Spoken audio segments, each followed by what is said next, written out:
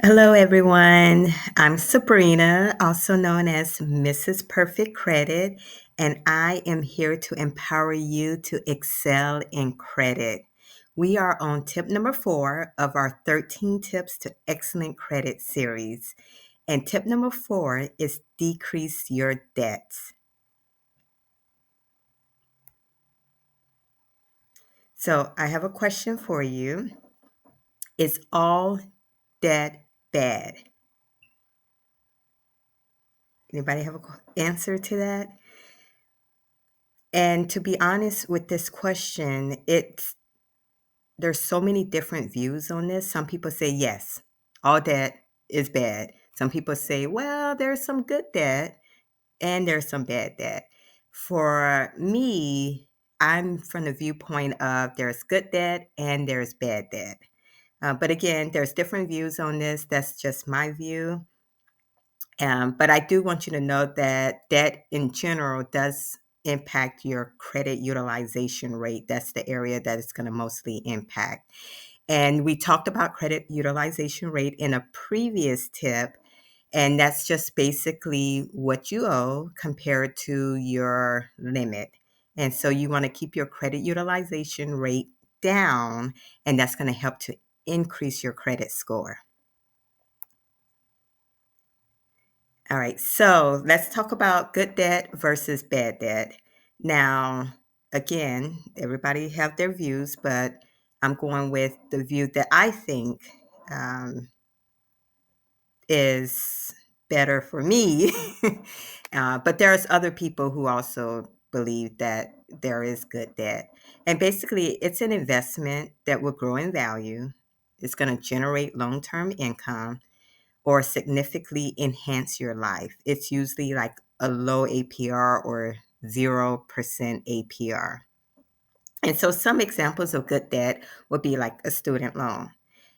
So it's, they have statistics that if you go to college, you end up making more money compared to those who didn't go to college. Now, that's just statistics. That's not always the case. We have lots of examples of people who didn't go to college and they make it huge as well. But in general, that's the stat. And so, taking out a student loan, they're gaining wisdom, which should enhance their life. And then in the long term, they may be able to have a great career that's going to give them more money. So that would be an example of good debt. Of course, a mortgage is a good debt. Most of the time, that will increase in value over time, where you can have it as an investment as well. And then also, business loans is another an example of good debt because you may take out a business loan to start your own business. And in the long run, that can generate revenue for you and make you a profit. And who knows where that can go with starting your own business, right? And it can significantly enhance your life starting your own business. So those are some examples of good debt. Now, bad debt, there's lots of definitions about bad debt, but I like to go with the one that it's really more focused on how you use it. So, like, will it yield long term benefits for you? If it's a high APR, having debt that's 0 or 4% APR compared to having debt where it's 20% APR, right? So, it just kind of depends on how you're using it when it comes to bad debt. And I want to talk about like an example. And I want to talk about coffee. And I know a lot of people love coffee. And let me just, for transparency, hi, my name is Sabrina, and I am a recovery addict of coffee. I've been clean now for many years. So yes, I used to drink a lot of coffee, and it actually impacted my health. And so I no longer drink coffee, and I've figured out some other ways to kind of keep my energy up, right? But a lot of people do drink coffee, and some people put it on their credit card. Now, if they're paying their credit card off every month, then that's okay. But if you're not paying off your credit card every month and you put in that cup of coffee on your credit card, that cup of coffee can go from like $5 to really costing you $20 or even more. It depends on how long you're paying off your credit card and what's your APR on that credit card. So just be careful what you're spending your credit cards on. And most of the time, people say that credit cards are bad debt. But it doesn't have to be that way. Again, if you made a purchase on your credit card and you have a 12 months 0% APR, then in my opinion, that's not necessarily bad debt because you're able to get something now and you have 12 months to pay it off. Just make sure you pay it off because it can quickly go from good debt to bad debt because that 0% after that 1 year can shoot up to like 18%, right? And if you haven't paid it off, then that's a huge amount. And nowadays, the APRs are just really like in the 20s and the 30s. I'm like, wow. Good. I'm just happy that I do have excellent credit that where I can keep those interest rates down to, that 10% and less area. But man, these interest rates are kind of skyrocketing right now, but I do see them starting to turn and come back down again. So be aware of that, of your APR, and that can also drive if it's good debt versus bad debt. Now, let's talk about some strategies. So, one strategy is, of course, increase your available income. There's different ways you can do this. One, create a budget, right? And look at what you're spending, start decreasing some of your wants, and that can free up some money that you can pay towards your debt. You can look into getting side jobs, you can look into investments, you can sell items that you don't need anymore and take that money and pay down some of your debt. And then also you can do like a strategy, look at all of your cards and all of your debt, and maybe you pay down the small debts first and then go to the higher debts, so you're paying $50 a month, pay that one off, and then that $50 a month goes to that next card and then work on paying that.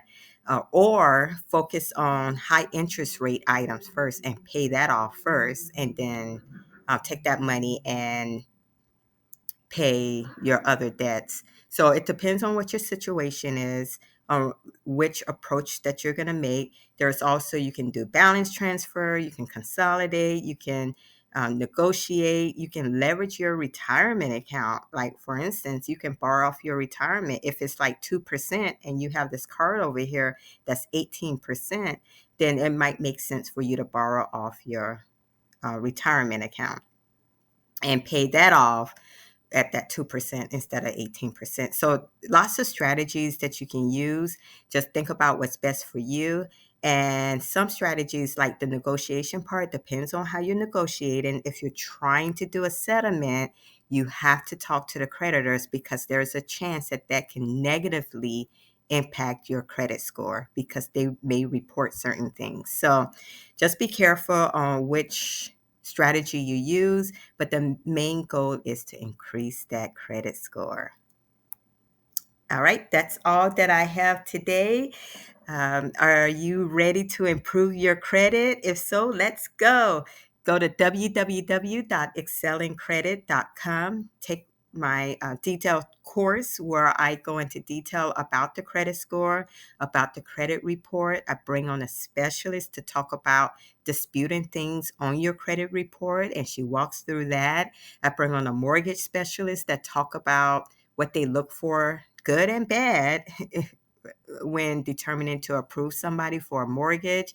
So he's really good with that. And then at the end, I'll walk you through creating a plan. You have a workbook that you work through, and I help you to come up with a plan. And then once you're finished with that course, join our group accountability, and I can help you be accountable to get to excellent credit. My goal is for you to maintain over an 800 credit score, or at least hit it, so that you can utilize it on like an upcoming purchase or something, because your credit score does fluctuate. Mine fluctuates as well, but I do know how to hit that perfect credit, because the whole point of having excellent credit is so that you can utilize it, right? And then finally, make sure you subscribe, make sure you like, make sure you share. And thank you for your patience. I'm still under the weather, still feeling a little sick, but I got through it. And hopefully, this is helpful for you. Put in comments like what are some of the strategies that you use, what's helpful for you, what's this helpful for you. I like to hear about you. Let me know if you reach the 800 credit score. I want to know that too, or where you're at with your credit. Like, hey, I was at 600, now I'm at 700. I want to celebrate that too. So let me know how you're doing, and I will be back for tip number 5.